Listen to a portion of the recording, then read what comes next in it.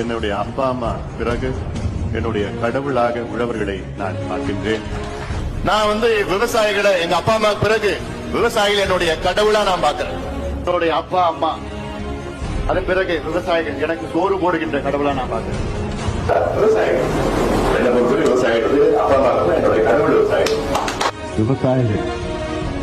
விவசாயிகள் எல்லாம் எங்க அப்பா அம்மாவுக்கு பிறகு என்னுடைய கடவுள் விவசாயிகள் என்று பலமுறை இங்கு மட்டும் இல்ல நாடாளுமன்றத்தில் உள்ளே சொல்லியிருப்பவன் இந்த Anbumani Ramadoss. Madam, farmers, I consider farmers after my parents as my gods because they feed me and they're going to feed me as long as we live. But then we have to give it back to them. But they are due. And today, farmers, Madam, in Tamil Nadu, today this year, 300 farmers have committed suicide in the last 3 months only. Even one farmer commits suicide. It's a shame on the government, whether the state government or the central government. It is shame on all of us as policy makers. So we have to introspect and go take on the farming community, which is the largest community.